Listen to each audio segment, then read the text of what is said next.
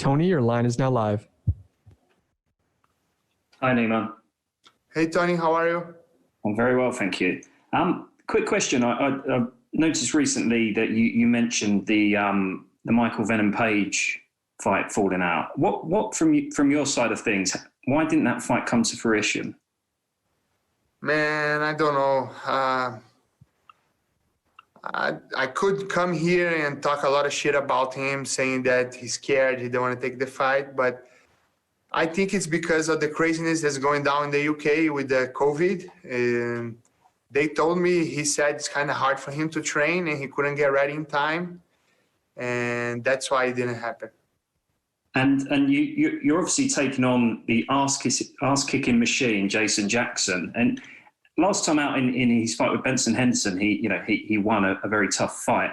What do you make of that performance? And what do you make of your opponent, Jason? Great performance against an ex-champ, I think it was a great fight. He fought very well. He did the perfect fight against Benson and was a good fight. Keith?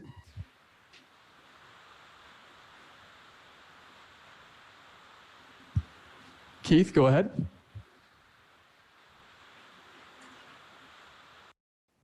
All right, we'll move on here. Next up, we have Simon. Simon, your line is now live. Simon Romero, Behind the Grind. Neiman, I only have one for you today, but I just want to know, you only have one loss against a former champion. If that fight was to ever happen again, how would that one fold out? I think I'll finish it this time. He's not going to be able to escape like he did last time. All he did in that fight was escape. He didn't attack at all, I think this time I'll be smarter and I'll have the rule book under my arm to fight him if I fight him again. And definitely will be a different fight. Gabriel? Hello, Neiman. Can you hear me? Yeah. So two questions. The first one, this is the first event where there's now official Bellator rankings. What was your reaction to when you saw that they had you as third in Bellator's welterweight division? I think it's bullshit. I think either me or Amosov should be at the top of the first, and Michael Page could be under us, because we've been fighting a tougher competition. So I think we should be ranked higher than him. I think Jason Jackson should be ranked higher, but it's okay. Rankings in MMA it's a joke, They don't give you title fights. They're just there for a show, My final question, you've obviously grown so much in the time that you've been in Bellator and throughout your career. What do you most want to show for yourself in your fight on Friday? Nothing. I want to keep doing what I'm doing and try to get a submission. There's nothing else to do. Jim? Hey, Jim Barcelona, Miami Herald. Neiman, how did training go for you for this one? Did you do anything different in training for this opponent? Yeah, I moved to California and I moved to King's MMA. I've been training at King's MMA with Master Rafael Cordeiro and all his team. So I have different training partners, different camp. Everything was different.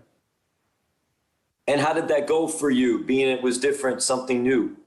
It was awesome, man. I trained with champions and I was trained by one of the best coaches, if not the best coach in the world. So I'm super, super ready for this fight and I can't wait. And lastly, you went to California. Did you ever do any training in Tampa or South Florida down here, or ever want to do some training here? We've got some good training down here too. Yeah, you guys got some great training there, but I'm a California guy, so there's not much surfing there. So I don't think I'm going there anytime soon. Keith? Man, I was wrong with the question, huh? All right, we'll move on here. Harry? Hey, Neiman, Harry Mack from the Bookie's Basement. I just have two quick questions. So first off, you're a slight betting underdog currently at a -105 to Jason Jackson's -120. So I just wanted to know, is that something that you think about or that kind of changes your perspective going into a fight? No, I didn't even know about it. I never checked those things. They don't make a difference. And it's good to be the underdog. I love it. It's good. Well, there you go. And secondly, as a fellow Jewish person, I'm just kind of curious, other than yourself, who would you consider the best Jewish fighter on earth right now? I don't know, maybe Aviv Gozali. He's doing a great job. I think Aviv is doing a great job here in Bellator, and we're going to the top. Donna? Hey, Neiman. Your fellow countryman is in the main event, Patricio Pitbull. What's your prediction for that fight? Man, it's going to be a war. Remember the first one was already a war? Yeah. And this one is going to be even harder, I think. But I think Patricio will come on top, and he's the champ for a reason, you know? Living in California, I would imagine that, I mean, you talked a little bit about Michael Venom Page having difficulty over in London. It seems to me like you would have similar difficulties training in California, right? It's pretty much a completely shut down state at the moment. Yeah, it's everywhere, I think, you know? Like some places are worse than others. But I was able to get training in California, so it wasn't that hard, you know. I was in a big camp with a lot of fighters, so we were able to train well for this fight. Santiago? Shalom, Neiman. Greetings from Amsterdam, and thank you for the time. Shalom, my brother. After your spectacular performance against John Fitz, you said you wanted the title shot next. Are you a bit disappointed that you didn't get the next shot at Douglas Lima? And do you think after a win on Friday, you will get that next shot? So I was a little disappointed, yes, but it is what it is, you know. So we gotta, if I have to beat the whole division to get to the belt, I'll do it. And I think so. I think if I win this fight, and if I win in a great way with a good submission, I'll get the title shot. And last one for me, Neiman. What do you think about the evolution of jiu-jitsu in this modern MMA game? Do you think fighters are using their jiu-jitsu in an effective way? Yes, I think so. I think these days are much harder for a jiu-jitsu guy to come here and finish everyone because everybody knows jiu-jitsu now. So I'm fighting against guys that are training jiu-jitsu every day. Some of them are black belts. So it's much harder now. James? This is James from Strictly MMA. I just got a couple questions for you.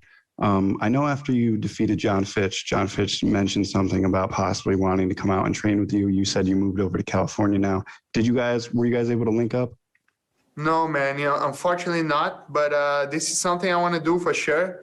I feel that I have a lot to learn from him. He has the perfect.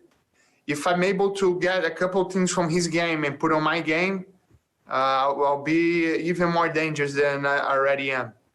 Absolutely. Then my next question was, obviously, you keep saying the goal is the title, right? You want the title fight. You wanted it now, but now you got Jason Jackson.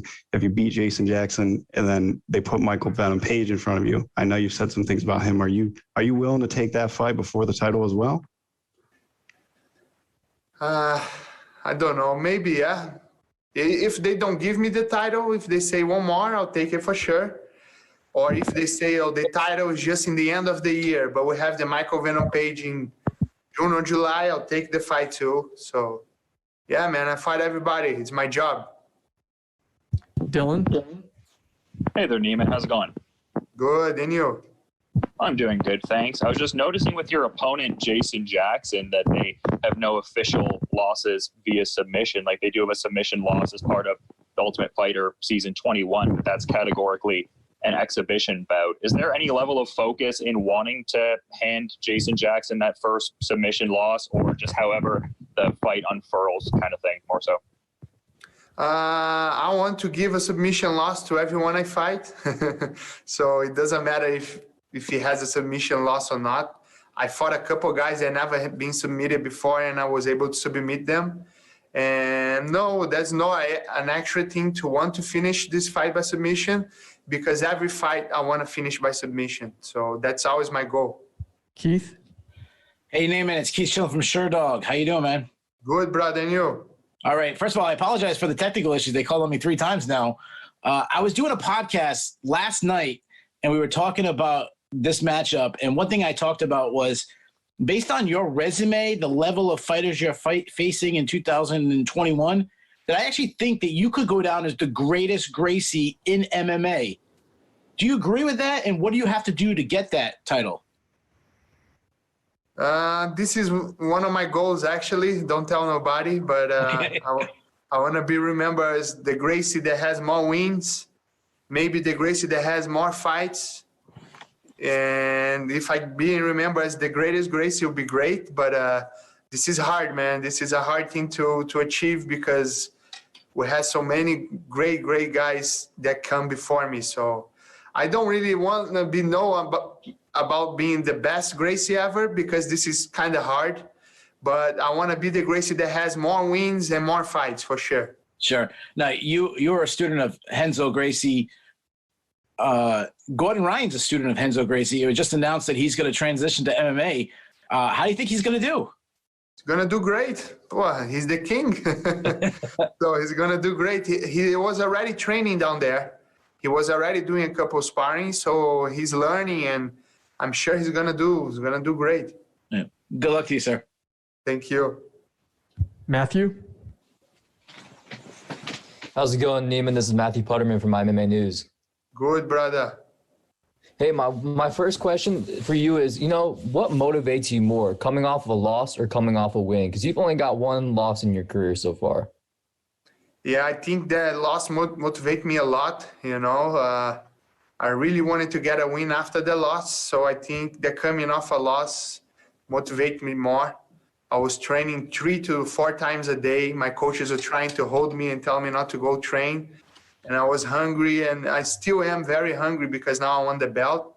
But definitely when I come off a loss, I was with like we say in Brazil, with the knife on my teeth. And do you think this fight here, a win over Jason Jackson, propels you to fight for the title next? Yes, I think so. Jason's a great fighter. He's coming out of great wins, so I think so, especially if I'm able to finish this fight well, All right, and our last question here comes from the line of Chris Mancuso. Go ahead, Chris. Hey, Neiman, thanks so much for taking this, man, and all the best of luck on Friday. When Jason was here with us earlier, he really seemed to think he had a massive advantage when it comes to striking. If you're unable to get this fight to the ground, I think it was mentioned earlier in the couple questions ago, he's never been submitted before. How confident are you, and how much work have you put in throughout this pandemic on your striking to give you that ability? I've been putting work in striking for years, and I strike with a lot of great guys. So they always think that. They always think they have a big advantage, but once we get there, they see that's not true.